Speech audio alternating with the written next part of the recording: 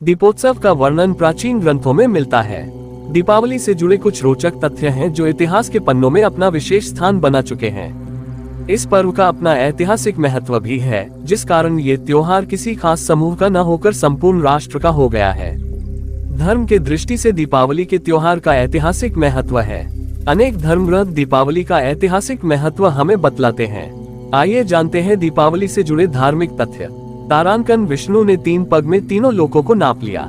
राजा बलि की दानशीलता से प्रभावित होकर भगवान विष्णु ने उन्हें पाताल लोक का राज्य दे दिया। साथ ही यह भी आश्वासन दिया कि उनकी याद में भूलोकवासी प्रत्येक वर्ष दीपावली मनाएंगे। महाप्रतापी तथा दानवीर राजा बलि ने अपने बाहुबल से तीनों लोकों पर विजय प्राप्त कर ली। तब बलि से भयभीत देवताओं की प्रार्थना पर भगवान विष्णु ने वामन रूप धारण कर प्रतापी राजा बलि से 3 पग पृथ्वी दान के रूप में मांगी।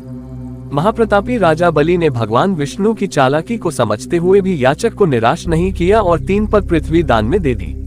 तारांकन त्रेतायुग में भगवान राम जब रावण को हराकर अयोध्या वापस लौटे तब उनके आगमन पर दीप जलाकर उनका स्वागत किया गया और खुशियां मनाई गईं। कार्तिक अमावस्या के दिन सिखों के छठे गुरु हरगोविंद सिंह जी बादशाह जहांगीर की कैद से मुक्त होकर अमृतसर वापस लौटे थे।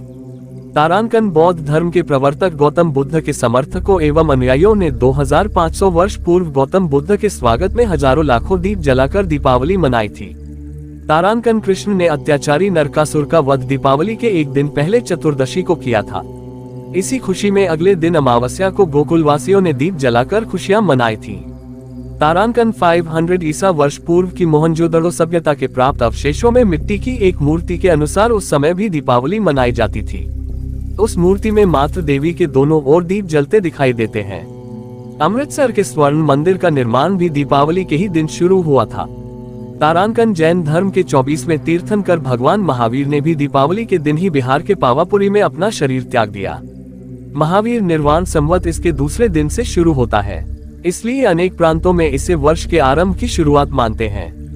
तारांकन ये भी कथा प्रचलित है कि जब श्री कृष्ण ने आतताई नरकासुर जैसे दुष्ट का वध किया तब ब्रजवासियों ने अपनी प्रसन्नता दीपों को जलाकर प्रकट की। तारांकन राक्षसों का वध करने के लिए माँ देवी ने महाकाली का रूप धारण किया। राक्षसों का वध करने के बाद भी जब महाकाली का क्रोध कम नहीं हुआ तब भगवान शिव स्वयं उनके चरणों में लेट गए। भगवान शिव के शरीर स्पर्श मात्र से ही देवी महाकाली का क्रोध समाप्त हो गया।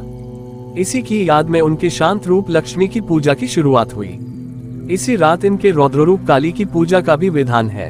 तारांकन मुगल वंश के अंतिम सम्राट बहादुर शाह जफर दीपावली को त्योहार के रूप में मनाते थे और इस अवसर पर आयोजित कार्यक्रमों में भाग लेते थे।